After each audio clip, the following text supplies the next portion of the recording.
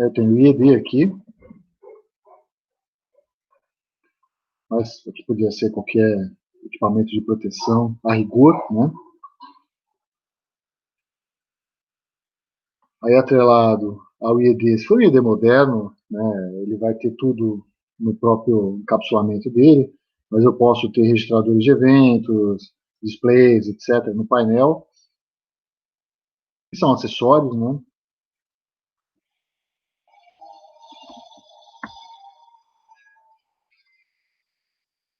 E aí esses displays aqui podem ter comunicação com o IED.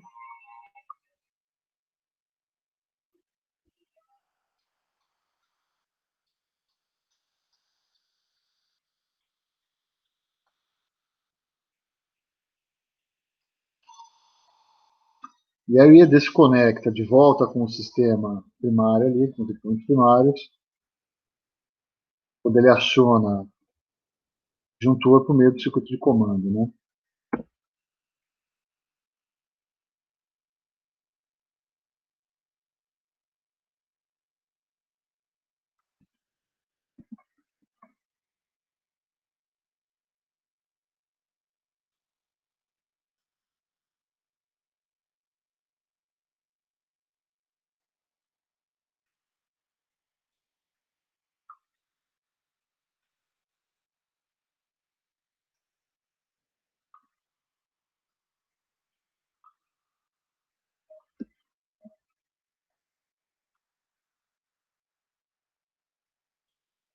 E o juntor, então, isola aqui o elemento protegido, tá?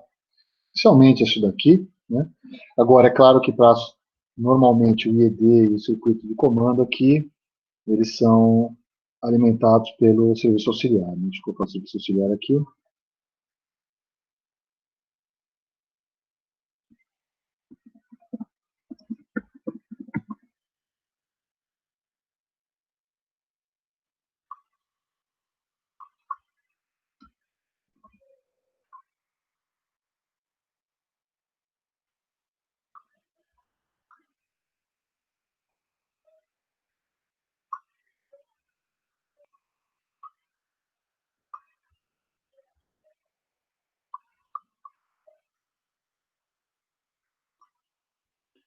O serviço auxiliar fornece energia aqui para o IED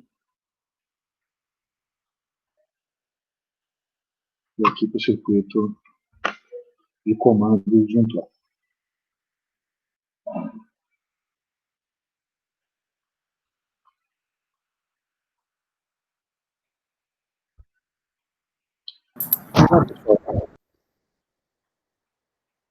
Dúvidas? O que é o DIR? São os displays e registradores de eventos. Eu vou deixar isso aqui, que alguns painéis têm ainda, mais antigos, né? Não fica direto no IED, mas eu vou descrever cada um deles, tá? Obrigado. Posso passar, pessoal? Vocês querem um tempinho para copiar isso aqui?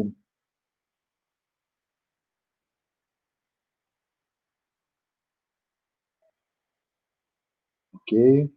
Se alguém precisar, me avisa que eu volto, tá?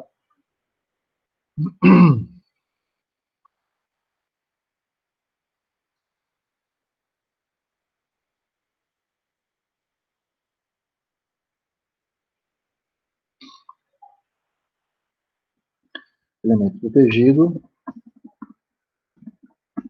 é o equipamento primário, né?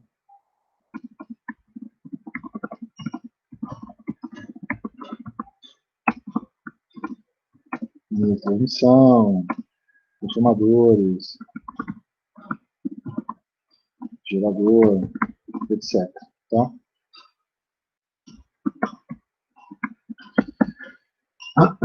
Os TI é transformador de instrumentação.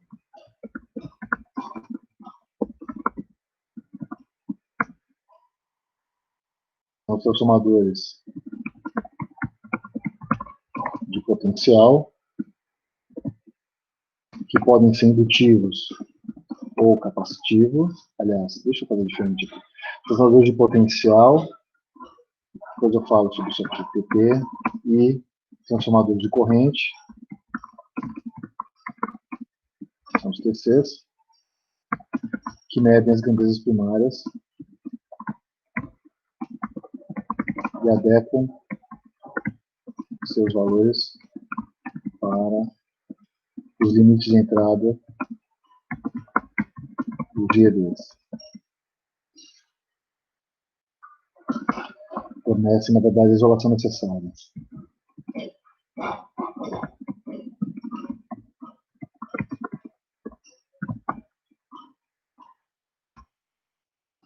Tipicamente,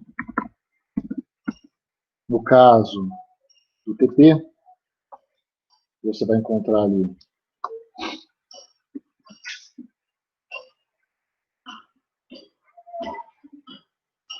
normalmente é 115 volts. Isso aqui varia um pouco de país para país, tá?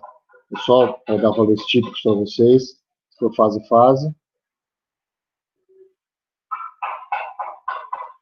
Tá?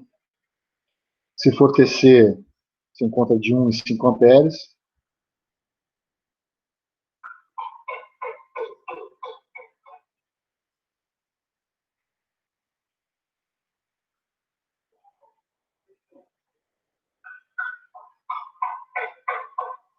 Aqui são os valores típicos.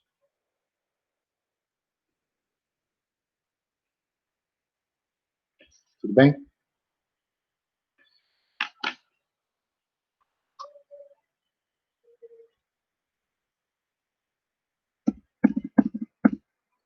O IED é o dispositivo eletrônico inteligente. Na verdade, nos sistemas mais antigos, é o relé de proteção, né? Pode ser um relé, inclusive eletromecânico, né? Dependendo da subestação. As subestações menos importantes economicamente demoram mais para ser digitalizadas. Pode estar num estágio diferente de digitalização, pode ser um relé numérico multifuncional, mas você pode não ter todas as facilidades de comunicação que tem um IED, mas na verdade é o equipamento que percebe defeito, né? É a inteligência do sistema de proteção.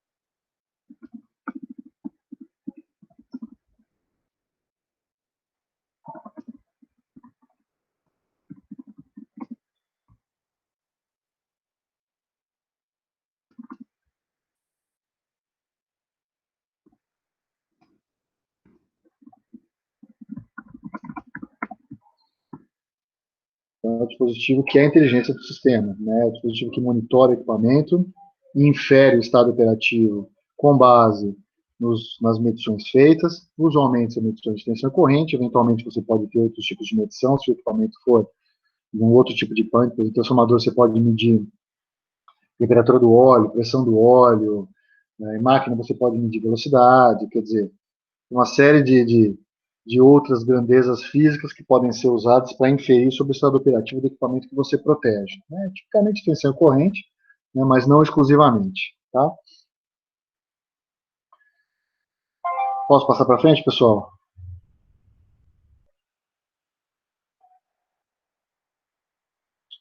Eu vou falar um pouco sobre relé eletromecânico, até para dar uma ideia para vocês. Tá?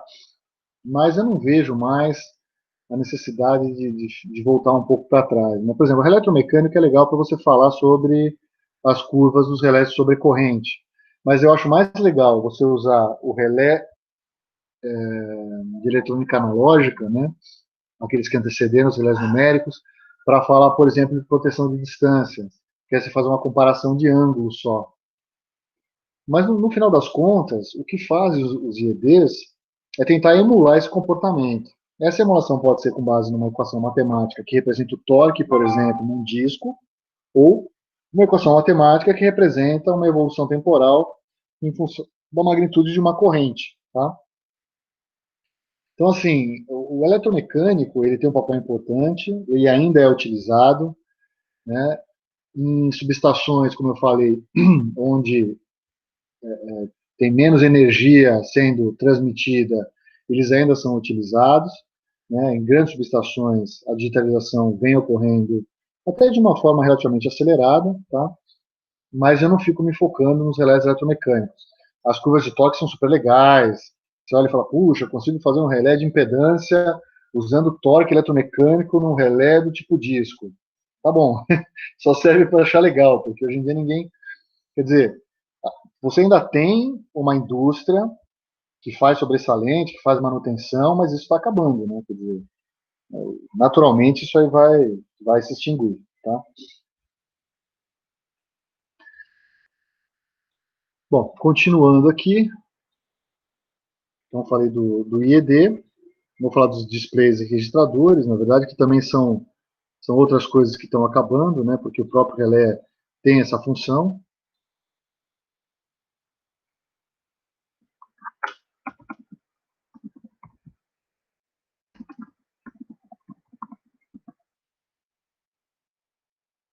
São usados para sinalizar e fornecer subsídios à análise de ocorrências.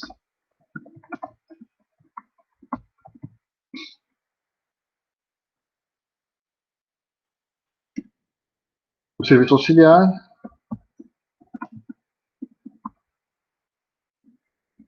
então, é o serviço de alimentação em corrente contínua. Por exemplo, valores que você encontra por aí, 48 volts ou 125 volts,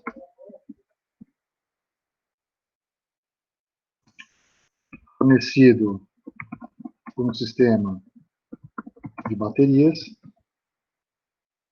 para o circuito de controle, do disjuntor e para os demais circuitos. Caso aí dos IEDs, etc. Tá? Eu não queria ficar entrando muito em detalhe no circuito de controle, porque cada empresa acaba fazendo, tem a sua cultura interna de como fazer um circuito de controle que seja mais seguro, menos sujeito a defeitos, etc. Eu vou dar um exemplo só aqui, dos números que eu vi né, nos livros de proteção, tá? Só para exemplificar para vocês, o circuito de controle ele é mais conhecido como circuito de trip.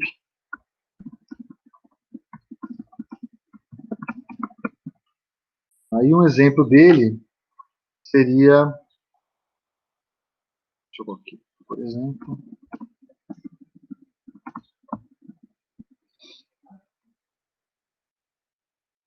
vou desenhar aqui também, usando essas ferramentas, isso me facilita a vida.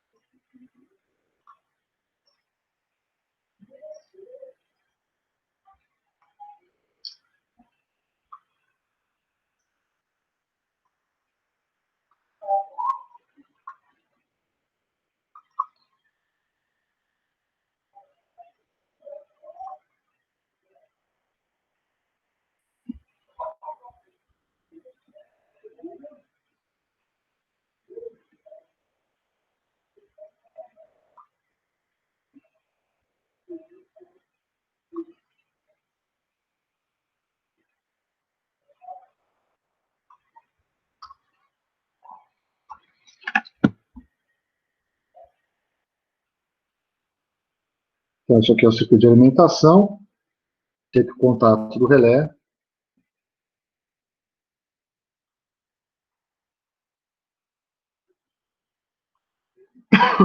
Que isso aqui vem da saída da função de proteção.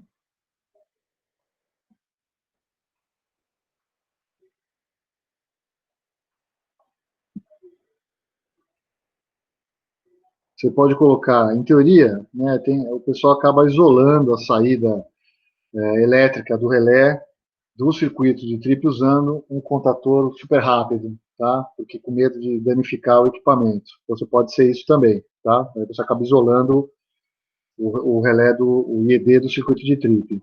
Aí você tem um contato de selo, que é esse aqui.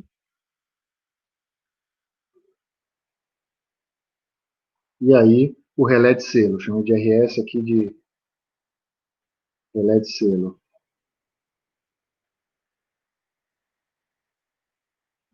Aí você tem uma bobina aqui que aciona uma bandeirola, se você tiver sinalização no pátio da subestação.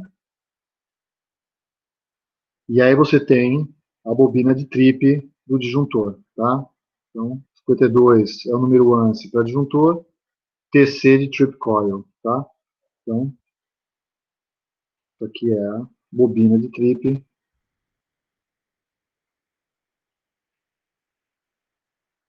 do disjuntor. Então, isso aqui é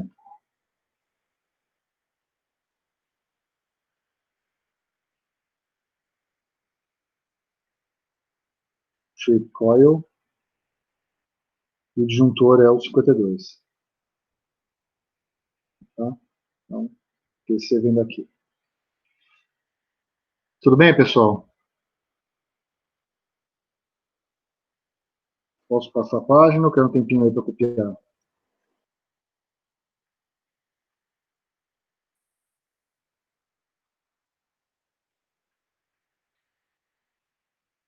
Vamos passando para frente aqui.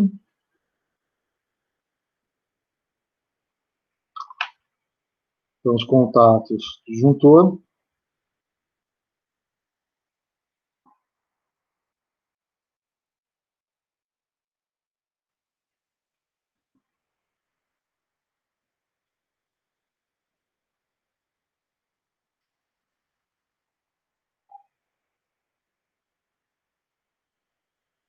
São os contatos 52A e 52B.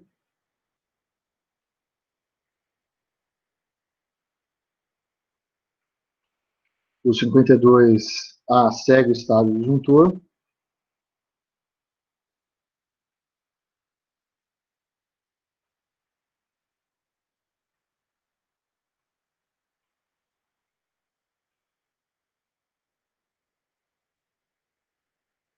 Então, ele é um contato normalmente aberto. E o 52B normalmente fechado.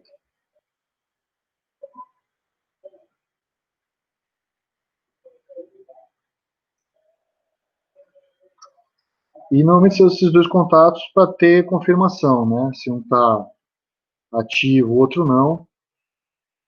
Você sabe qual é o estado do disjuntor. Se os dois estiverem ativos ou não ativos, aí você tem uma indefinição. Uma delas é erro, outra coisa é em trânsito, o disjuntor em trânsito, né?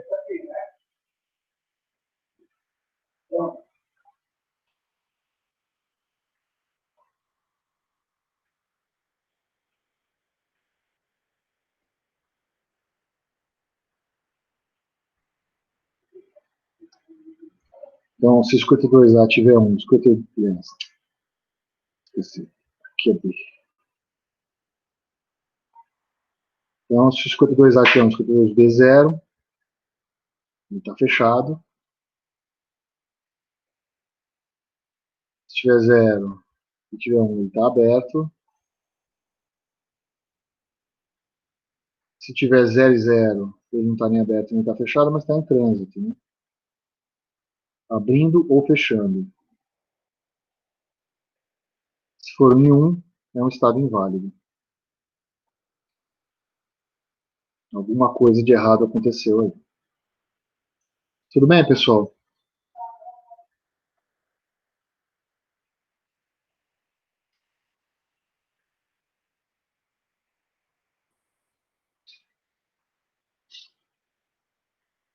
Então, só de forma bastante genérica, tá?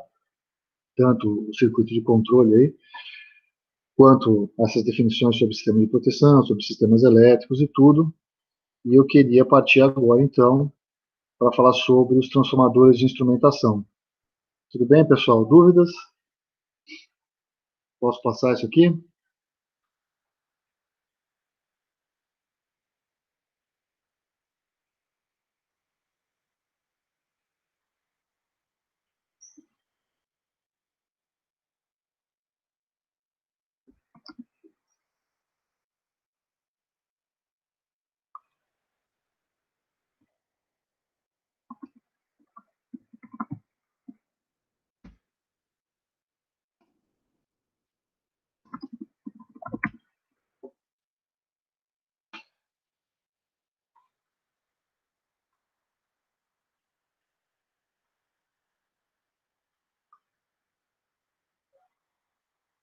Eu vou falar sobre os transformadores de instrumentação convencionais. Tá? Existe uma linha de pesquisa, que são os transformadores de instrumentação ópticos.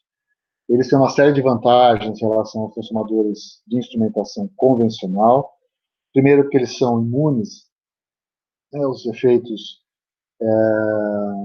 né, da poluição eletromagnética que tem dentro da subestação. Eles têm uma resposta bem mais linear do que os transformadores, né, de instrumentação convencionais. Por exemplo, não tem saturação de transformador de corrente óptico, tá? Você não tem os fenômenos transitórios que acontecem nos TPs capacitivos. Mas isso é um assunto de pesquisa, tem um grupo de pesquisa dentro do PEA trabalhando nisso, é o grupo do professor Josemiro, ele dá uma aula disso, inclusive, né? Então eu não vou entrar no detalhe desses dispositivos, embora as grandes empresas tenham as suas versões de transformadores de instrumentação. Olha só, tem duas vezes aqui, deixa eu arrumar esse português. Tem as suas versões aí de transformadores de instrumentação usando essa tecnologia, tá? Eu vou falar dos transformadores convencionais. Os transformadores de potencial, né, tipicamente, você tem transformadores de potencial indutivos até um nível de tensão, e a partir de um certo nível de tensão, você tem o transformador de potencial capacitivo.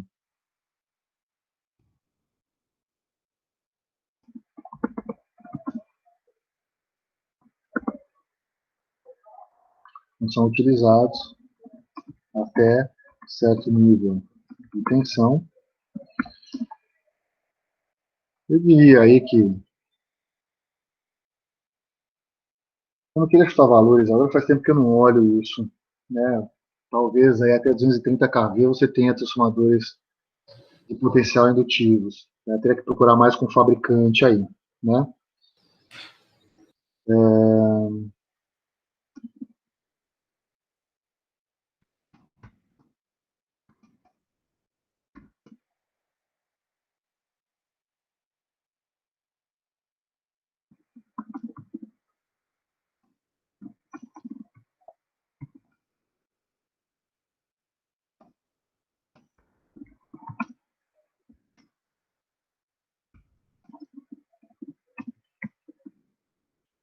Na verdade, os transformadores de potencial indutivos também são usados junto com os transformadores de potencial capacitivos, porque eles fazem a transformação da última parcela de tensão para adequar a tensão no divisor capacitivo para a tensão secundária ali de 115 volts, tensão de linha, no caso do transformador de potencial.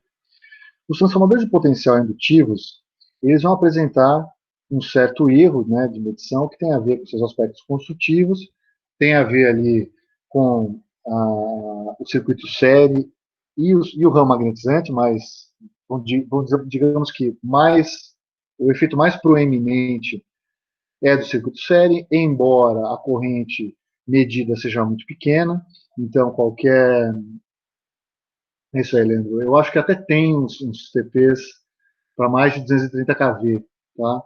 Um tempo atrás eu olhei, mas eu não quero chutar aqui, depois eu procuro e falo para vocês, tá? Eu procurei, você encontra no site das grandes empresas, então não é tão difícil assim, mas eu acho que até um 230 kV é normal. E aí eles apresentam um pequeno erro, né? Mas ele é pequeno porque a corrente drenada, então, pelo secundário é muito baixa, então mesmo que você tenha um efeito ali, o circuito sério vai ser pequeno, né? O que mais? Eles têm uma resposta que vai, quer dizer, se você tiver um curto-circuito, e é quando eles precisam funcionar, quando você fala em proteção, o que você tem normalmente é um afundamento da tensão, então você não tem efeito de saturação relevante que possa produzir erro de medição, né? Então, assim, não se fala muito do desempenho dinâmico de transformadores de potencial indutivos quando se fala em proteção, tá? Agora, quando você fala em transformadores de potencial capacitivos, é importante observar o comportamento dinâmico. Por quê? Porque quando eu faço um divisor capacitivo e meço a tensão, normalmente eu estou defasando a tensão que eu estou medindo, porque eu estou dividindo por um banco de capacitores. O ideal seria ter um banco de resistores ali e dividir por um banco de resistores. Né? Mas o capacitor é mais fácil de construir esse nível de tensão, de isolar, uma série de vantagens. Né? Aí o que você faz? Você faz um circuito de ressonância que faz com que a impedância de regime que você enxerga no secundário TP indutivo ligado na última perna do seu divisor capacitivo seja nula. Você enxerga uma impedância nula, uma fonte de tensão ideal. Agora, isso tudo é muito bonito quando você está funcionando em regime permanente. Agora, quando você tem curto-circuito, o que acontece? Você vai ter um degrau de tensão ali, cuja frequência não é a frequência da rede.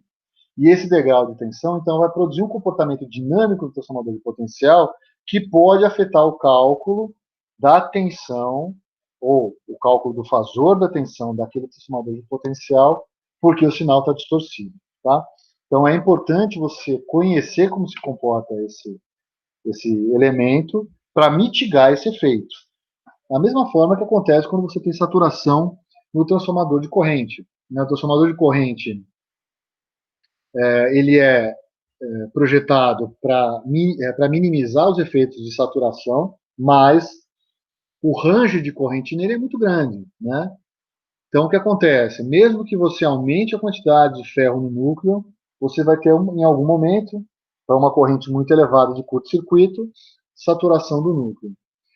Mitigar o efeito de saturação por corrente alternada de regime não é muito complicado, depende da potência de curto-circuito na barra onde está ligado aquele transformador de corrente e da observação da curva de saturação desse equipamento. Né? Ou seja, se a corrente que circula no primário não produz uma tensão no secundário que se encontra na região saturada da curva, ele está fora da saturação. O problema é que quando você tem curto-circuito num sistema indutivo, você tem uma componente unidirecional de corrente, que é a componente aperiódica. E essa componente aperiódica pode fazer com que nos primeiros ciclos de corrente você não tenha nem cruzamento pelo zero. Né? A corrente é toda positiva ou toda negativa. E você naturalmente satura, porque o ponto de operação da curva de esterese não é mais o zero zero, vai ser aquele ponto que corresponde, então, àquela componente de corrente, que é a componente unidirecional. Tá? Agora, se você conhece a natureza do seu circuito, aonde está ligado o TC, ou seja, se você conhece o comportamento dinâmico do circuito ou a constante de tempo, a razão R sobre L, você sabe quanto tempo, qual é o decaimento dessa componente aperiódica. E você pode aplicar também um filtro digital, assim como você faz no TP capacitivo, de forma a mitigar esse efeito. Tá? Então, existem formas de se corrigir o mau desempenho dinâmico do TP capacitivo e da saturação, né, ou do TC, na verdade, quando se fala em saturação por componente aperiódica, de forma digital. Tá? Então, comportamento dinâmico do transformador de potencial indutivo não é muito diferente do comportamento do seu comportamento de regime,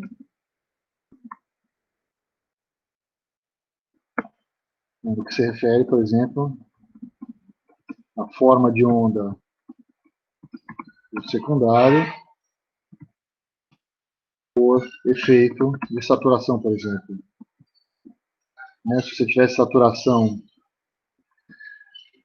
em virtude de uma sobretensão do primário do transformador de potencial, aí você tem um achatamento na curva no secundário. Isso, Vinícius, é o X sobre R, exatamente. Tá? Você teria, então, achatamento da forma de onda no secundário, a presença de terceira harmônica. Não é tão relevante assim se você usa uma técnica para cálculo de fasor baseada em transformada discreta de Fourier. Porque, naturalmente, o filtro de Fourier ele acaba filtrando as harmônicas ímpares. Né? Então, saturação, naturalmente, é terceira harmônica, mas você está medindo uma corrente, uma tensão fundamental que tem menos energia do que a tensão no primário desse transformador, se houver saturação, claro. O que eu estou falando é que não existe. Se você pode ter sobretensão num sistema isolado, quando você tem curto-circuito, mas o TP indutivo suporta essa sobretensão, tá? Com um erro reduzido e baixa saturação. Então, o comportamento não é muito diferente do comportamento de regime. No entanto, no caso do transformador de potencial capacitivo, não se pode dizer o mesmo. Isto é, seu comportamento dinâmico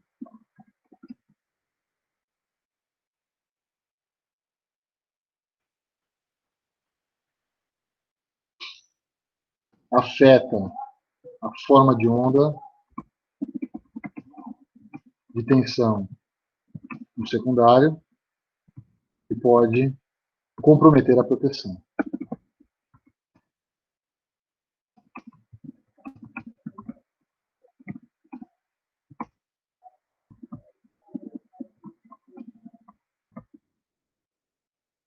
Tá? Principalmente se você tiver algum algoritmo baseado na medição fasorial, porque o comportamento no secundário do TP capacitivo a forma de onda fica bem bagunçada. Tá? Então vamos fazer o modelo do transformador de potencial capacitivo e estudar o que acontece com a forma de onda, fazendo um exemplo bastante simples, que é um curto-circuito na cara do TP capacitivo, para a gente ver o que acontece. Tá? Posso passar, pessoal? Ou vocês querem copiar ainda?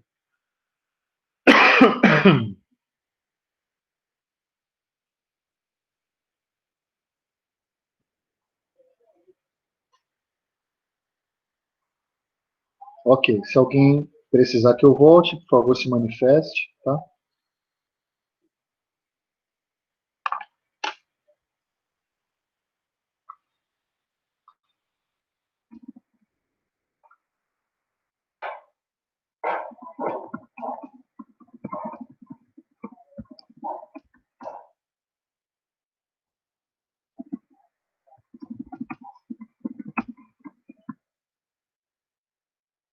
Bom, como é que você... O que é um transformador de potencial capacitivo? É uma coisa, pessoal, é muito simples, tá? Não tem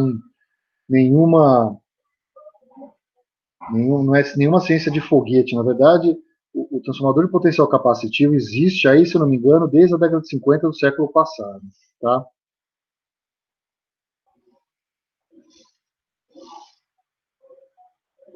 É mais fácil você conseguir isolar grandes níveis de tensão usando capacitores do que usando resistores, porque a solução imediata de alguém que conhece circuitos elétricos sem conhecer o problema de isolação é simplesmente fazer um divisor resistivo. Por quê?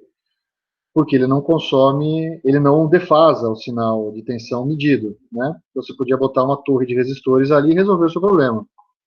Acontece que isso não é possível você não consegue isolar adequadamente a alta tensão da baixa tensão, tá? Com o capacitor você consegue.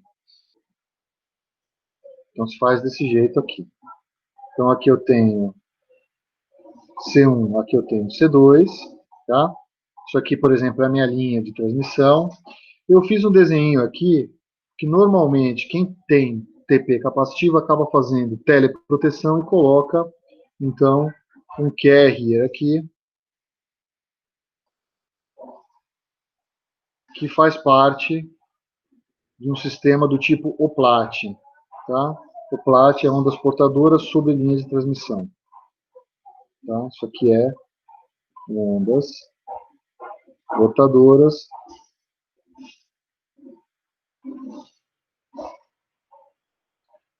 sobre linhas aéreas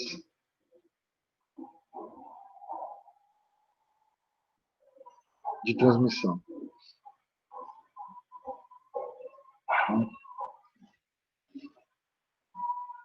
Não sei se está todo mundo familiarizado com essa tecnologia, mas é você injeta um sinal de alta frequência em cima do sinal de 60 Hz e esse sinal carrega informação. Que tipo de informação?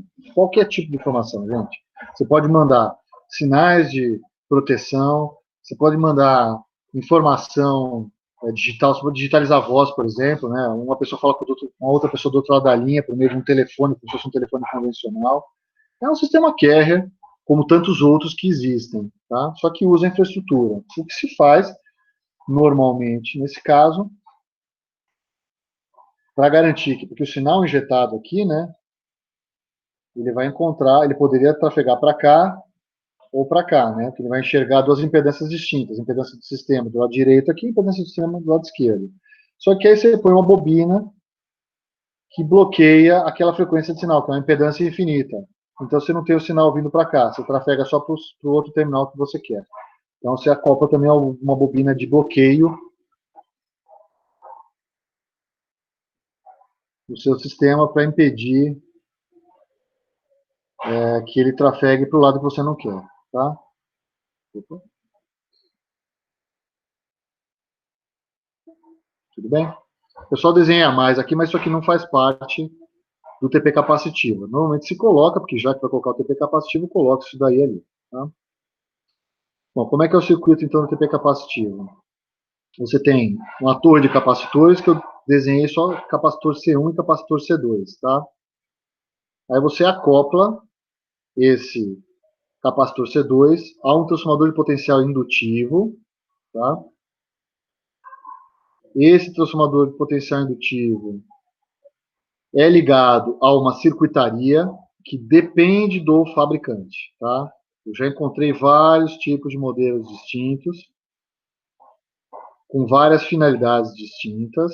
Eu vou desenhar aqui o canônico, aquele que foi apresentado primeiro, e depois os que foram industrializados. Sempre tem a questão ali da inteligência que vai sendo construído.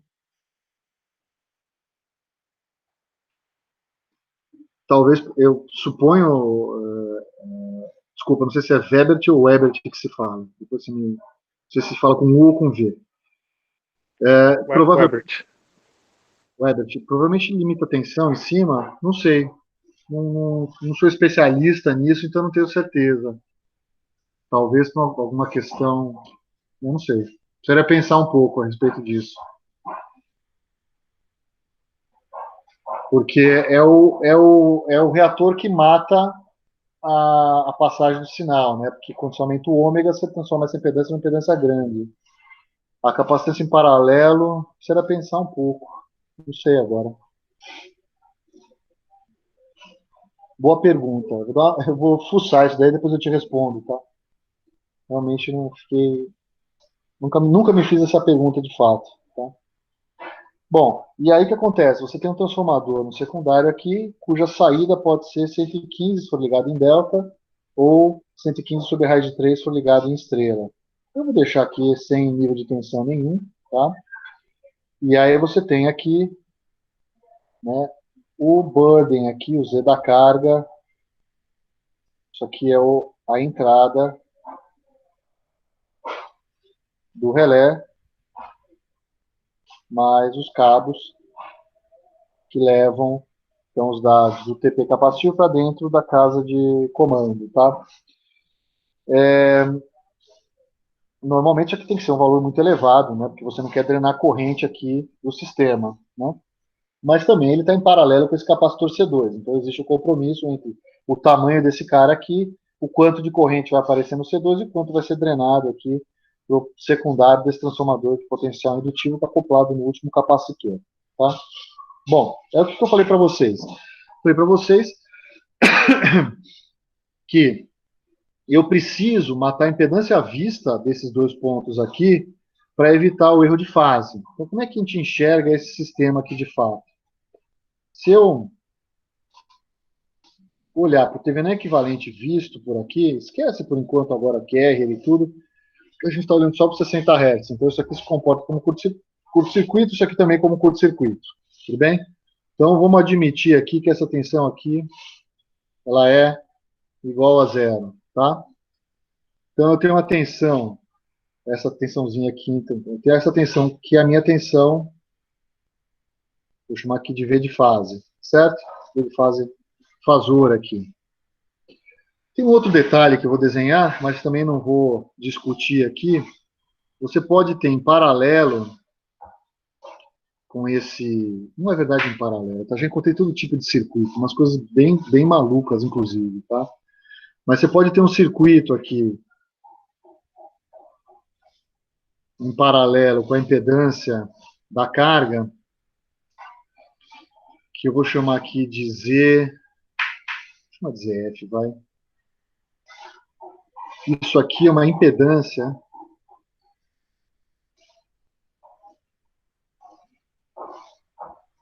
para mitigar a ferro-ressonância.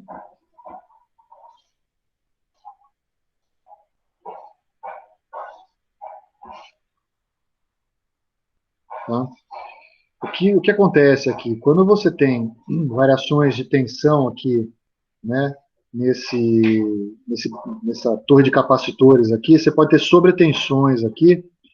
Essas sobretensões que aparecem no capacitor C2 vão fazer com que sature esse transformador de potencial indutivo aqui. Como é que você modela a saturação? Você modela por meio de uma reatância de magnetização variável.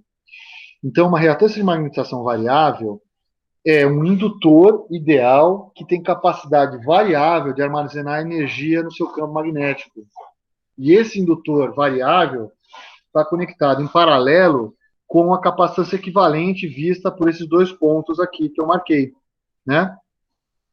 Então eu tenho dois capacitores em paralelo, trocando energia com um indutor variável que representa a magnetização do núcleo. Isso produz, então, esse fenômeno chamado ferro-ressonância. Então, aparecem sinais de tensão variáveis em função dessa indutância variável. E aí você põe um circuito em paralelo, um circuito elétrico em paralelo, para tentar mitigar esse efeito de saturação, esse efeito dessa tensão que fica variando, como se tivesse uma modulação por esse fenômeno de ferro-ressonância, tá? Eu vou admitir que não acontece saturação nesse transformador de potencial indutivo, só para poder fazer uma análise um pouco mais simplificada. Senão, a análise fica mais complicada ainda porque deixa de ser um circuito linear, tá? Então, eu vou admitir que ele é linear e para efeito só de simplificação do cálculo, eu vou considerar que não existe efeito de ferro-ressonância. Então... Poderia voltar a página, professor? Posso sim, peraí. Tá.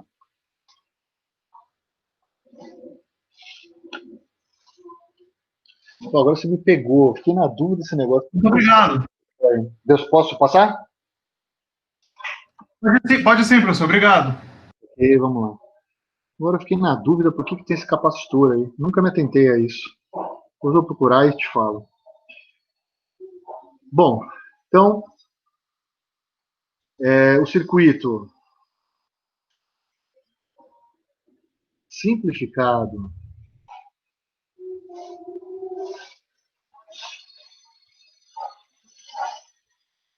sem considerar a ferro-ressonância.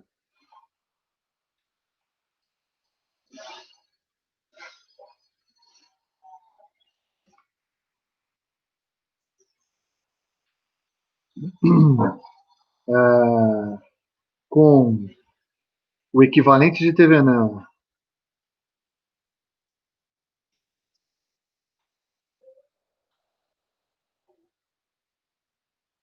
visto pelos pontos marcados,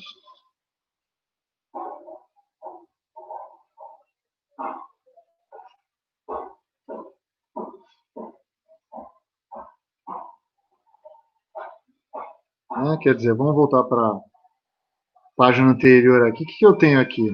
A tensão que eu tenho... Professor. Oi. Oi, Giovanni, o Carlos respondeu lá, porque você tem, às vezes, o dispositivo de sintonia interna à bobina de bloqueio. Dá uma olhada lá. Tá bom. Aí você vai mudar. Ah, entendi. Aí você compensa a indutância, tá certo. Você compensa a indutância colocando a capacitor em paralelo. Tá bom. Tudo bem.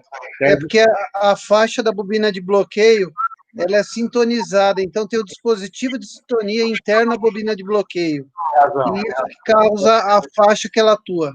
É verdade. Tem razão. É isso aí. Tem razão. Eu fiz um trabalho com relação ao Platin para cabos subterrâneos, anos atrás, para o pessoal da Eletronorte, o pessoal da Chesf, na verdade. Mas eu nunca entrei no detalhe da bobina de bloqueio, porque a gente fazia a modelagem no ATP só do trecho de interesse. Né? Então, o que a gente colocava a linha modelada com line constants, com parâmetros variantes na frequência, e depois o cabo direto. O cabo é terrível, porque tem uma capacitância enorme, né? E aí acaba atenuando muito o sinal. Mas tem razão, é verdade, porque aí você sintoniza a faixa para dar o melhor ganho do outro lado, do outro terminal da linha. E uma das propostas que a gente fez para melhorar a transmissão do sinal direto da rede aérea para a rede subterrânea, sem ter que colocar repetidora, nada, era mexer no ajuste. É verdade isso. Vai ter que mexer no ajuste do bloqueio. Tem razão. Inclusive, só curiosidade, tem muitos desses danificados, né? Que ele tem um capacitor lá dentro, tem um indutor, né? E um para-raio. Esse para-raio tem a função capacitiva também. Então, ele se danifica, altera a curva da bobina, aquilo fica. Então, você passa com o sinal de carga para outra linha. E aí você tem que ter uma companhia de interesse, né, inclusive. Né? E tem muitos casos assim, né? Que o pessoal não faz essa manutenção, não levanta a curva da bobina.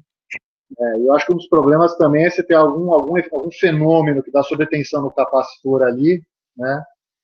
Talvez prejudique, né, o MOV, não sei como é que é o envelhecimento dele, né?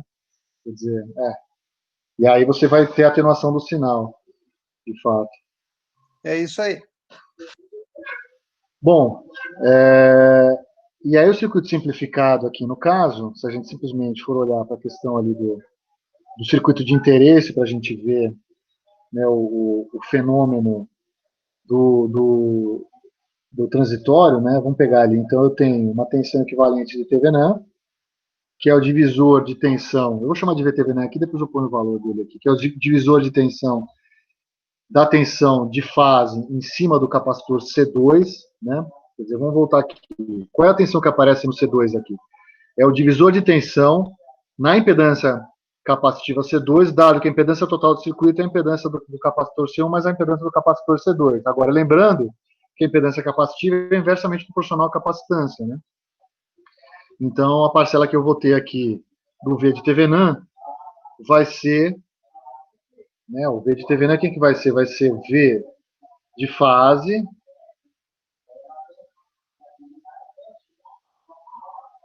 vezes a capacitância C1 sobre C1 mais C2. Isso daqui não é o que altera a fase da tensão medida. O que vai alterar a fase da tensão medida é que eu tenho agora não só o divisor de tensão, né? Eu tenho uma impedância capacitiva, que é a soma das duas impedâncias. Então, eu tenho dois capacitores aqui, C1 mais C2, né? Porque eu estou fazendo eles em paralelo, né? Visto por esse ponto aqui, né? O que eu tenho? Eu tenho C1 em paralelo com C2, né? Então, eu tenho C1 mais C2, e aí eu tenho a indutância L, e o transformador de potencial indutivo ligado aqui, fechando o circuito. E no secundário aqui, eu vou ter aquela impedância para ferro-ressonância, que eu chamei ZF, isso aqui em paralelo com o Z de carga aqui, que é a impedância dos cabos mais o canal de entrada do IED, tá? Que deveria ser uma impedância muito grande, né? Então, qual que é a tensão que, de fato, eu vou medir se eu for o IED? Não vai ser o V de TV, não. Vai ser a tensão, que eu vou chamar aqui de EP, né? A tensão no primário aqui desse transformador indutivo. E essa tensão no primário do transformador indutivo é a tensão de Thevenin mais essa queda de tensão delta V aqui, né? Que é menos essa queda de tensão delta V, né? O EP. Né? O EP vai ser o V de Thevenin menos o delta V, onde o delta V, quem que vai ser? Vai ser a corrente, né, I, que aparece aqui, né?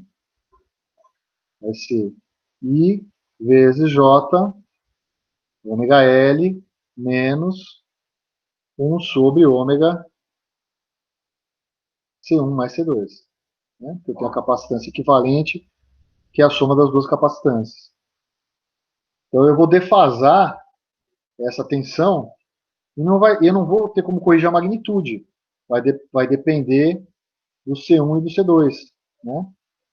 Então, o que se faz tipicamente? Caso, que é o que se faz, na verdade, né? Ômega L seja igual a 1 sobre ômega C1 mais C2, o que vai acontecer com esse ΔV aqui? ΔV vai ser igual a zero. E aí você reproduz na entrada do transformador indutivo a tensão de fato que você quer medir, simplesmente dividida pelo divisor capacitivo que você colocou sem nenhuma mudança de fase. Agora, em regime permanente, isso aqui funciona muito bem, né? Por quê? Porque você faz o ajuste pelo ômega. Você sabe exatamente quanto é o ômega, e aí você sabe quanto é o L, né? O L vai ser 1 sobre ômega ao quadrado, C1 mais C2. Agora, quando você tem variação do ômega, isso aí sai de sintonia, né? Quer dizer, sintonia não, isso aqui é uma ressonância, na verdade. Né? Você deixa de ter ressonância. E se você deixa de ter ressonância porque você mudou o ômega, aí você muda a fase. E aí o que acontece? Imagina um sinal que você tem um degrau de tensão que vai para zero, um curto-circuito na cara de onde está instalado o TPC. O que aconteceu com o ômega? Teve um degrau. Ele é exatamente um degrau? Não. Fisicamente ele não é um degrau. Matematicamente você pode até dizer que é um degrau. Mas fisicamente não. Você tem energias aí que são armazenadas nesses capacitores, né, na magnetização do núcleo do transformador e tudo. Então você tem uma forma de onda de tensão que deixa de ser senoidal, tem um decaimento estranho, e o que vai acontecer no no secundário desse transformador de potencial indutivo? Certamente não vai ser uma forma de onda similar à forma de onda do primário. Né? Vai ser uma forma de onda no secundário, quase que filtrada com o filtro analógico, que tem uma resposta em frequência que é conhecida, tá? Mas tem uma resposta em frequência. Você consegue, inclusive, mitigar o efeito simplesmente multiplicando o sinal digitalizado pelo inverso da função de transferência descrita pelos elementos elétricos que compõem o circuito. Claro que você tem que fazer a transformada a Z, porque você está fazendo isso digitalmente, né? E aí você consegue resolver o problema. Claro que você ainda teria o problema da ferro-ressonância, que é não linear, então a solução não é tão simples assim, mas é a solução que se dá tipicamente aí nos relés mais modernos, tá? Para você mitigar esse efeito. Bom, vamos só equacionar esse efeito, já que a gente está indo para o final da aula. Então vamos lá.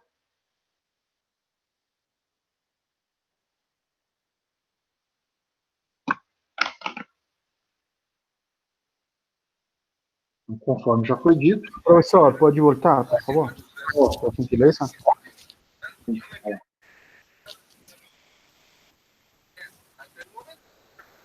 Obrigado. Eu quero esse daqui, né? Isso aqui é o quê?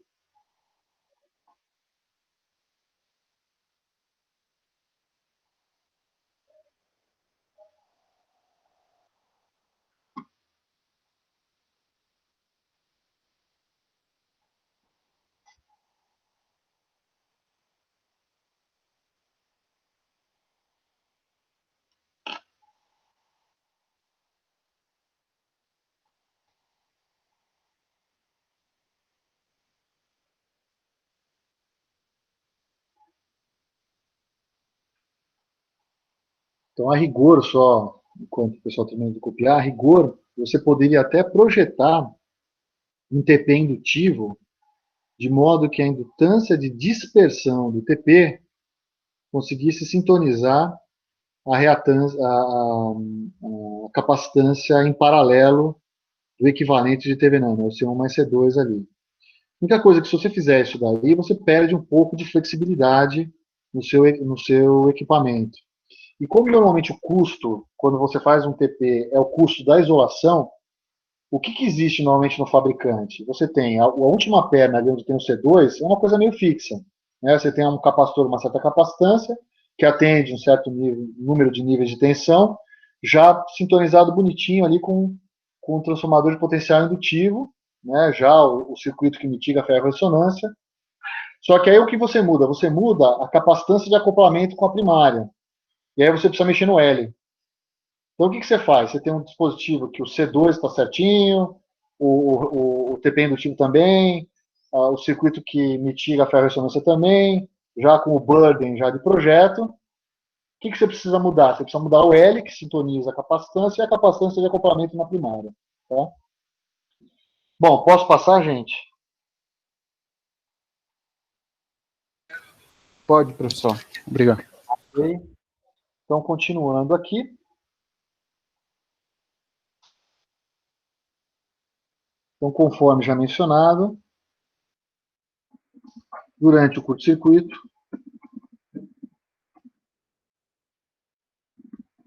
a resposta dinâmica do TPC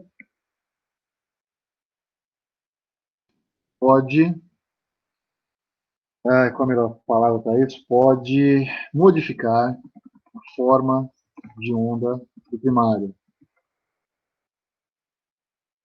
Ou seja, a forma de onda do secundário é diferente da forma de onda do primário. Um TP capacitivo bem sintonizado, né, a questão do ômega L igual a 1 sobre ômega C1 mais C2, não deve produzir erro de regime.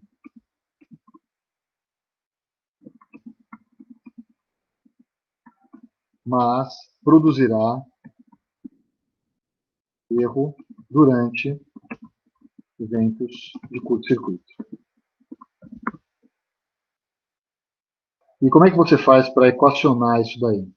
Você tem que fazer uma brincadeira aí usando o Laplace, não tem muito jeito disso, né? Então, para simplificar essa análise,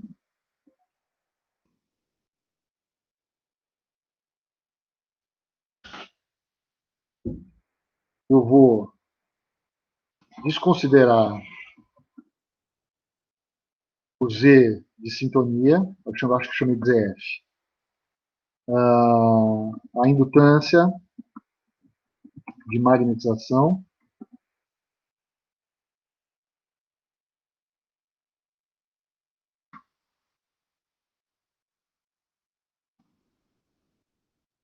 considero que ela é muito grande, e considero que o burden é puramente resistível.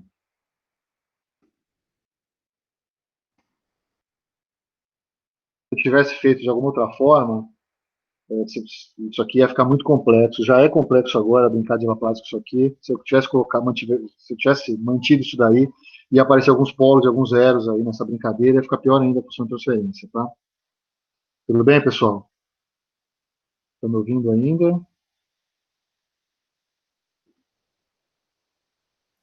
Sim. Ok, valeu. Fica muito silêncio aqui, a gente fica na dúvida. Então,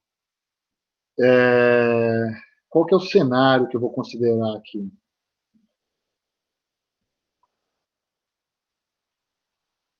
Um curto-circuito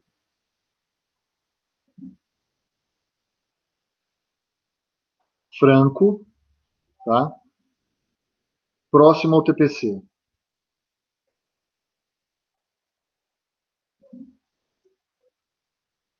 Ou seja, na cara dele ali. Significa isso? Significa que a tensão que aparece no primário do TPC, o meu E de T ali, ele vai ser uma tensão senoidal, né, um Emax aqui, cosseno de ômega T mais θ, para T menor que zero. E quando eu dou curto-circuito, admito que o instante começa a contar daí, estou analisando o caso desse jeito, ou seja, o E de T ele vai ser igual a zero para T maior ou igual a zero. Tudo bem? É assim que eu vou analisar, tá?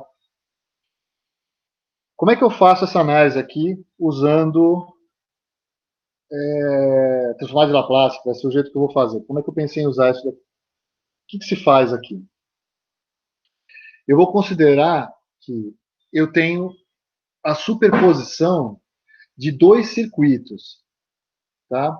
Um circuito onde eu tenho uma fonte que é a fonte que a gente conhece, é o Emax cosseno de ômega t mais θ, e um circuito que tem uma fonte que está em série com essa fonte original, que vale menos Emax cosseno de ômega t mais θ vezes h de t, vezes o degrau, ou seja, essa fonte só existe para t maior ou igual a zero, de modo que a soma das duas fontes, por instante t maior ou igual a zero, produz 0 volts, ou seja, um curto-circuito na cara do TPC ali.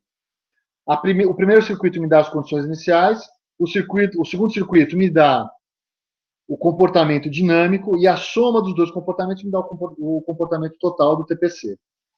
Tudo bem? Então vamos fazer isso daí. Posso passar, pessoal? Vocês precisam copiar aqui ainda.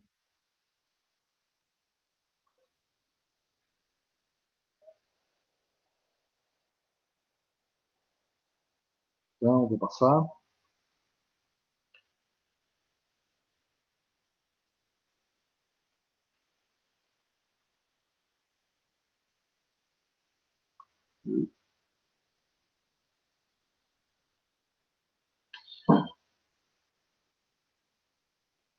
Então, dado que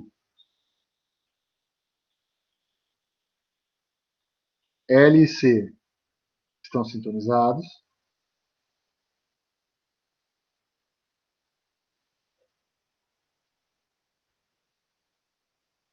a tensão sobre a carga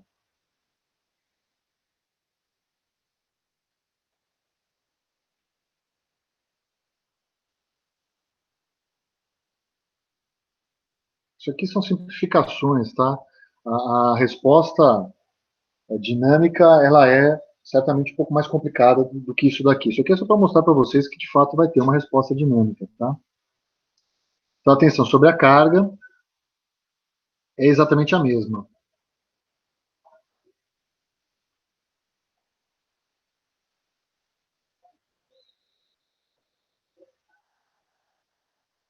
Até T igual a zero menos, ou seja, até o instante do curto-circuito. Então, pelo princípio da superposição,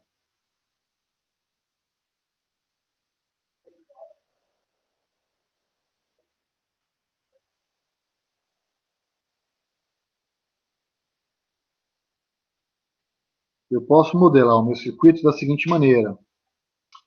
Eu tenho um circuito composto por duas fontes.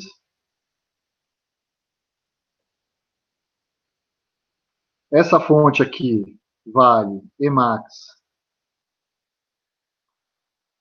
cosseno de ômega t mais θv. Mas vamos deixar mais θ, deixa eu colocar mais θ no slide anterior. mais θ. E essa fonte aqui, que vale menos Emax, cosseno de ômega t mais θ, vezes h de t. Ou seja, só vale isso daqui para t maior ou igual a zero. E aí, o que eu tenho? Em série com essas duas fontes aqui, eu tenho o circuito, eu tenho o divisor capacitivo, né? A minha capacitância C, que vai valer C1 mais C2, em série com a indutância L, que vai produzir a ressonância. E eu vou admitir já que eu estou no secundário desse TP indutivo, simplesmente para não ter que usar a relação de transformação, já que eu estou admitindo que não existe ferroressonância, portanto, o transformador se comporta quase que como transformador ideal, a menos da resistência aqui de perdas no núcleo, que eu chamei de RC, né? E o R aqui, que é o R do burden, que eu disse que eu ia tratar o burden puramente como resistivo, né? Isso aqui é equivalente, então, à soma de dois circuitos, que é o princípio da superposição que eu falei, que é o circuito com a fonte E' de T, em série com a capacitância, com a indutância, né, o C, o L.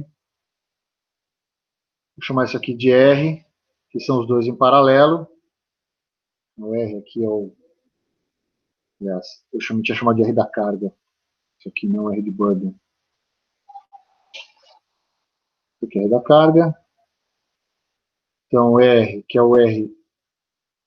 Foi 2RC. Deixa eu chamar R de RN isso aqui. Não sei porque eu não chamei de... Chamar de R de perdas aqui, que eu acho que é melhor. Então, que é o R da carga, em paralelo com o R de perdas, tá? Mais um circuito que vai ser o meu E, duas linhas de T, em série com a capacitância, com a indutância da ressonância, com a mesma resistência, R, que é o R do núcleo, em paralelo com o R do burden, tá? Notem que o E', ele vale esse valor Emax cosseno de ômega t mais θ, de menos infinito a mais infinito. De modo que a soma a partir de t igual a zero é zero na cara do TP, tá? Então, quem que é o E duas linhas? É esse cara aqui, ó. Esse aqui, completo, multiplicado pelo degrau. Esse aqui é o meu E, duas linhas de T. E esse aqui é o E' de T. Tá? Que é diferente, vamos voltar aqui no slide anterior, tá vendo? Que é diferente do E de T, tá? O E de T é igual a E' de T mais o E duas linhas de T, tá? Tudo bem? Um jeito de representar isso aqui, para fazer com que ele seja zero, para T maior ou igual a zero, eu posso então fazer a transformada de Laplace aqui. Tudo bem? Dúvidas, pessoal? Professor, eu tenho uma dúvida. Então, o E' de T e o E duas linhas de T seria o transitório? Não, não exatamente. O transitório, na verdade, é o E de T. Ah, tá bom. O que eu fiz foi pegar uma resposta de regime, que é o E' de T, que eu conheço, Certo? e somar a ela uma resposta transitória que eu consigo representar, porque esse E de T eu não consigo representar. Como é que eu represento isso? Eu teria que fazer a convolução dele. Talvez, foi isso que eu pensei na hora, eu teria que virar ele ao contrário para representar, entendeu? Tá, tudo bem. Você estuda Laplace para T maior ou igual a zero, entendeu? Aqui não, ele vai para zero para T maior ou igual a zero. Tá bom. E aí foi o jeito que eu arranjei de fazer. Então, o que eu vou fazer? Eu vou fazer a transformada de Laplace do E duas linhas de T e somar com o regime ali. É isso que eu vou fazer. Você Tá entendeu? bom. Aham, tudo bem. Professor, desculpa, só para confirmar, professor, esse Oi. C, essa capacitância, seria o C1 mais o C2? Isso, Ah, beleza. exatamente, a soma dos dois. Tá Repetido bom, ao secundário, refletido ao tá? secundário. É que eu tirei aqui o TP embutido, tá? Ou eu poderia refletir também o RP e o RC para o primário, tanto faz. Tá bom. Tá? Eu quero mostrar o que vai de fato acontecer, é que vai aparecer uma tensão, que é que eu vou chamar aqui, vamos chamar de V de Burden, isso aqui. Isso aqui é o meu V de Burden, certo? Esse V de Burden que vai ser a tensão que vai aparecer no meu IED. E é ela que vai aparecer bagunçada, você entendeu? O que acontece? Se eu fizer a transformada de Laplace do V de Burden, considerando o Elinha, né, esse meu VB' aqui, aliás, se eu olhar para esse cara, quem que ele é? Ele é o próprio Elinha. Por quê? Porque isso aqui está bem sintonizado, né? Agora, quem que é esse VB duas linhas aqui? Eu não sei. É esse cara que eu tenho que achar. Ah, tá, porque era essa a minha pergunta mesmo, porque se você já assumisse que eles estivessem bem sintonizados, esse ΔV aí ficaria zero, então esse C e esse L meio que se anulariam, não é verdade? O VB' você conhece. Agora, para eu achar o VB total, eu preciso do VB duas linhas. É esse cara que eu preciso achar a partir do E duas linhas. E é para esse cara que os dois não vão estar bem sintonizados. Tá certo, agora entendi. Obrigado, professor. Ok? Então, aqui, vamos fazer esse equacionamento. Então, o que acontece? O VB', né, ele está ok. Ele é o quê? Ele é o próprio Emax cosseno de ômega t mais θ. Agora, quem que é o VB duas linhas? É esse cara que eu vou trabalhar, né? Então, o que eu faço? Eu faço a transformada de Laplace do sinal, e duas linhas de t, uso a função de transferência que descreve a tensão em cima de VB em função do E duas linhas, certo? Acho a expressão no domínio da frequência e faço a antitransformada. Na hora que eu fizer a antitransformada, eu tenho a parcela de superposição do VB no domínio do tempo. Eu tenho que somar ela com o VB'. Aí eu tenho a saída completa da tensão no secundário do meu TP capacitivo. Tudo bem? Então, a transformada de Laplace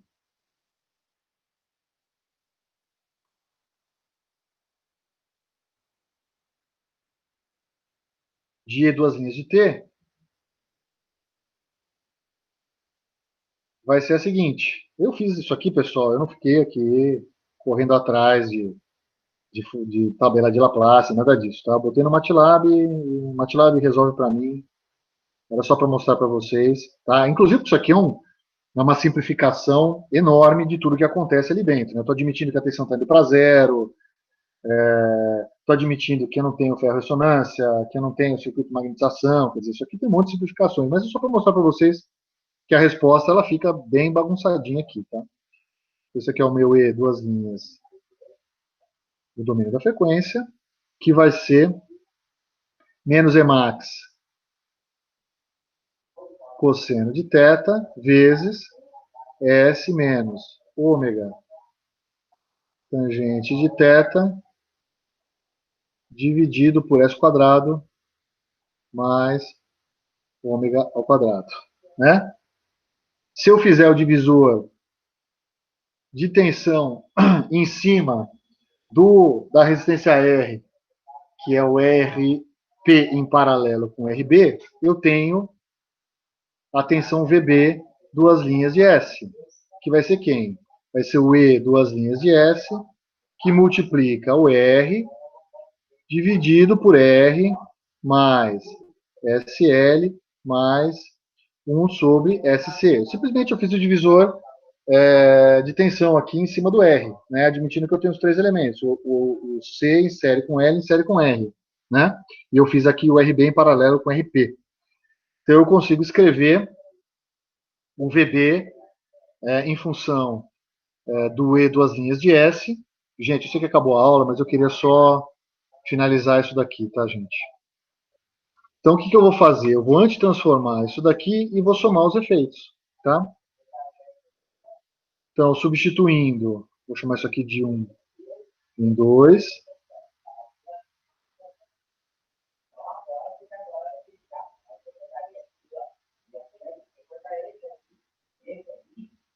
Então, substituindo 1 em 2, fazendo a antitransformada e somando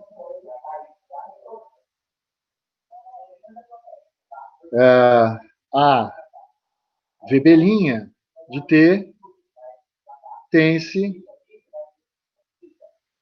o VB, que é o que eu queria mostrar para vocês, o VB de T. Tudo bem? Eu vou pedir licença de avançar, sem esperar vocês copiarem, só para escrever a expressão de VB de T, para mostrar para vocês que isso aqui fica bem chatinho mesmo, tá? O VB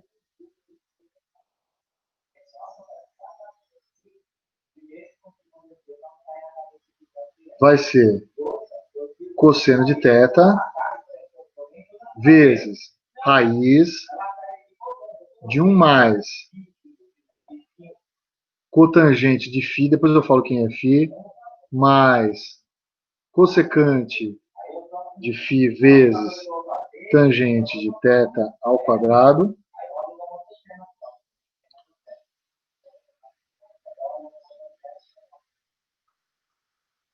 isso aqui vezes e elevado a menos ômega t cosseno de φ vezes seno de ômega t vezes seno de φ mais xi.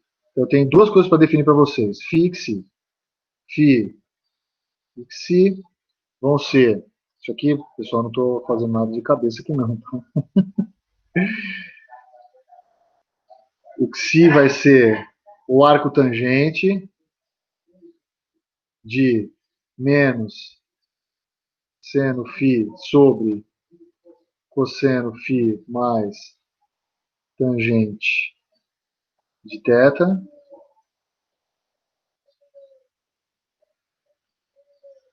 E o φ, na verdade, é secante de φ é igual a 2 ômega tal, onde tal é igual a L vezes RP mais RC sobre RP vezes RC. Tá? Então, perceba o seguinte, quando T tende a infinito, tudo isso aqui tende a zero, é óbvio, tem que tender para zero, porque tem um curto-circuito na cara do TP capacitivo, mas ele não vai para zero imediatamente. Ele demora a decair, inclusive ele decai com o sinal senoidal aqui, quer dizer, o que aparece no secundário do TP capacitivo não é o que acontece no primário. É o que eu queria mostrar para vocês. Tudo bem? Então não precisa se assustar com esse desenvolvimento aqui, tá? Eu fiz um desenvolvimento simplificado, considerando uma série de simplificações do TP capacitivo e do fenômeno elétrico, porque quando você tem um curto-circuito, você não tem tensão do prazer imediatamente, tá? Normalmente você tem arcos elétricos ali, que tem resistência, essa resistência aumenta, eventualmente, se for numa torre, ele encaixa, esse arco pode pegar na torre e você tem efeitos indutivos, quer dizer, não é exatamente isso, tá? Mas eu vou mostrar para vocês que a tensão VB, ela não reflete a tensão de TVNAN na entrada do TP capacitivo. Tudo bem, pessoal? Dúvidas? Perfeito. Professor Giovanni, é possível salvar essa tela no PDF, alguma coisa assim? Sim, o que eu vou fazer agora para vocês? Vamos lá, são várias coisinhas que eu preciso falar para vocês. Em primeiro lugar, eu ponho o vídeo no YouTube e deixo o link com vocês. Perfeito. Em segundo lugar, eu faço o PDF disso e deixo no Moodle. Qual que é o problema? O problema é que alguns de vocês não estão ainda, estão como ouvintes, tá? Então, eu queria que quem tivesse como ouvinte, nesse momento, escrevesse o nome completo. Eu tenho e-mail de todo mundo, gente, mas eu recebi um monte de e-mail picado. Então, eu queria que colocasse o nome completo aqui no chat e colocasse também o e-mail, tá? Tem alguns de vocês que eu já vi que não responderam aqui a lista de presença da segunda parte da aula. Eu vou abrir de novo a lista de presença. A Jonaína está organizando um WhatsApp aqui. Ô, Jonaína, por favor, me coloque no WhatsApp, a menos que vocês queiram discutir coisas sem me incluir na discussão, tá? Se não for o caso, eu não quero interferir. Esse aqui é o meu celular, tá? Eu não peguei aquele link, tá lá para trás o link, Jonaína, então você pode me incluir no grupo se vocês quiserem que eu participe da discussão. Senão, não tem problema, tá, gente? Não vou ficar chateado aqui se vocês não me incluírem. Só que eu gostaria, então, Jonaína, já que você está se prontificando a organizar as coisas, pega o e-mail de todo mundo aqui que está mandando pelo chat, faz uma listinha com nome e e-mail e manda para mim, para eu fazer pelo menos um link para comunicar para todo mundo toda vez que eu mandar mensagem. Primeiro aspecto. Segunda coisa, eu vou abrir aqui a presença de novo para quem está registrado no Moodle, para conseguir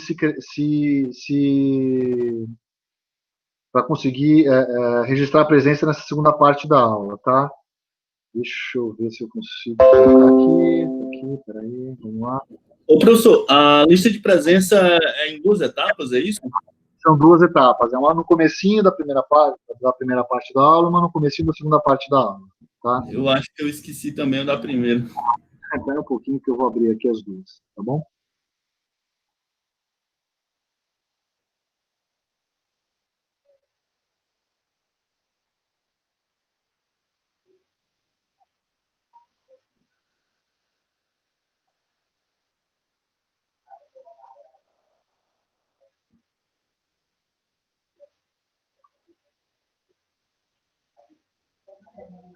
Vocês vão precisar recarregar a página, tá? Para conseguir acessar a lista. Se vocês não recarregarem o browser, ele não atualiza a data, tá? Eu já alterei da primeira aula e agora está salvando a alteração da segunda aula, tá? Quando salvar aqui, então vocês conseguem agora registrar a presença de vocês, tá? Vamos lá. Quem não está cadastrado, eu vou fazer a contabilização de presença pelo chat, tá? Então, vocês mandam as mensagens e tudo, e eu recebo aqui no chat, e aí eu sei que vocês estão participando da aula. Hoje eu não fiz nenhuma pergunta no fórum, não deu tempo, tá? Mas eu fiz um monte de perguntinhas aqui para vocês, eu acho que a gente interagiu bem. O que mais? Tem uma outra informação. Eu vou liberar o primeiro exercício. O primeiro exercício é individual, e ele é também, ele tem perguntas individuais e valores individuais. A questão, essencialmente, ela tem uma raiz comum, mas as perguntas que eu faço e os números da questão são diferentes, tá? A solução é um cálculo de curto-circuito, dá para fazer usando o equivalente de Thevenin, mas leva um certo tempo para se fazer usando o equivalente de Thevenin. Então, quem lembra como faz por meio de matriz de admitância, faz pela matriz de admitância, que é mais rápido, tá? Eu preciso... Tem uns vídeos de cálculo disso, deixa eu ver se eu acho no YouTube fácil, das minhas aulas de sistemas de potência, que eu gravei tudo no YouTube, tá? Ver se eu acho aqui. Eu já mando o link para vocês via chat agora, que tem a explicação aqui do meu... Caramba, acho que não está aqui. Ô, professor, você liberou aí o da parte 2? Liberei as duas são liberadas. Até às 5h30 agora da tarde. Dá um reload na sua página aí, recarrega aí com o F5. Você deve conseguir. Tá.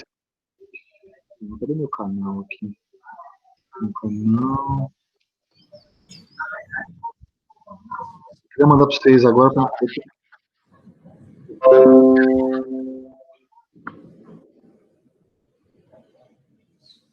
eu aqui. Então, procure o canal Manaceiro, o meu canal aqui. Eu devia estar como editor também, porque eu fiz esse canal com o meu e-mail pessoal.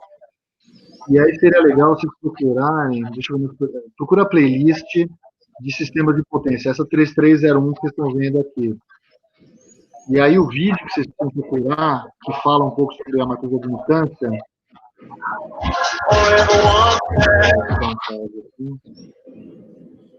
deve ser...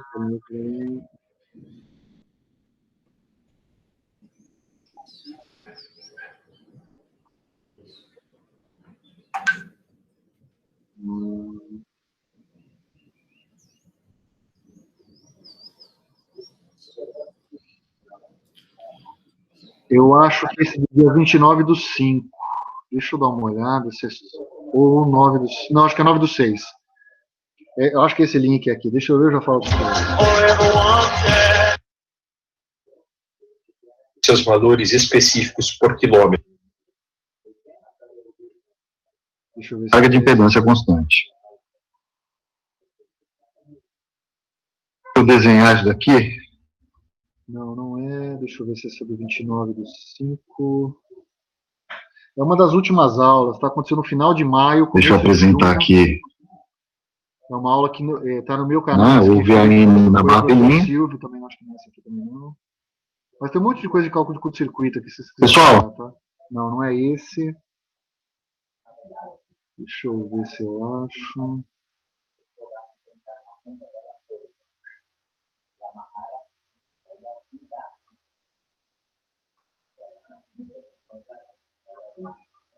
Gente, eu estou com dificuldade de achar aqui agora.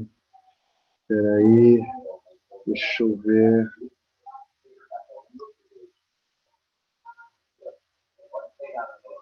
Deixa eu ver uma coisa aqui, peraí. Mais uns 5 minutinhos eu já vou jogar para vocês. Eu mandei um e-mail para alguns alunos com o link desse vídeo e eu queria colocar para vocês agora, porque está todo mundo aí. Vocês vão precisar disso para resolver. Essa atividade é trabalhosa, tá, gente? Então, o que eu fiz? Eu liberei, você pode abrir a atividade, ela não fecha durante 2 semanas. E quem está nessa lista dos que fizeram, eu vou criar as atividades com os enunciados e passo os enunciados por e-mail, tá? E aí vocês resolvem, mandam de volta para mim, eu preencho no sistema para saber como é que vocês foram. Então, espera só um pouquinho. Professor, uma dúvida também. Para quem vai fazer pelo Moodle, quando nós clicamos ali em tentar responder o questionário agora, ele vai abrir o enunciado e depois que clicar ali não tem mais volta, né? Já começa a contar o tempo para resolver. Mas ele não fecha até o final da atividade toda, que é daqui a 2 semanas. Então não é uma prova que você tem 1 hora para fazer, entendeu? Você vai clicar, vai abrir, ele só vai fechar daqui a 2 semanas. Ah, tá, entendi. Isso eu não vou fazer com as demais atividades, que elas são mais simples. E as outras atividades vão ser trabalhos em grupo, então não é do mesmo jeito. Trabalho em grupo, tem que entregar o relatório no final e etc. Tá? Mas essa primeira atividade vai ter 2 semanas. A segunda atividade é uma atividade mais simples, então vai ser uma atividade que eu vou abrir durante 2 semanas, mas vocês vão ter 2 horas para fazer. Ou seja, na hora que clicar ali, tem que fazer em 2 horas. Tá? E aí eu preciso ver como é que eu vou fazer com os alunos que são de fora. Tá? E aí as últimas 4 atividades são em grupo. Então tem as 2 semanas para fazer, tá bom? Deixa eu mandar o link para vocês. É esse link aqui, deixa eu colocar isso aqui para vocês no chat. Tá? Eu acho que estão todos aí ainda, que continuam 29. Então esse link tem uma solução de curto-circuito usando matriz de admitância, tá? Então dê uma olhada nisso daí, que vai ser de valia para vocês resolverem na atividade que está sendo proposta aí de curto-circuito. Tudo bem? Deixa eu encerrar a gravação aqui.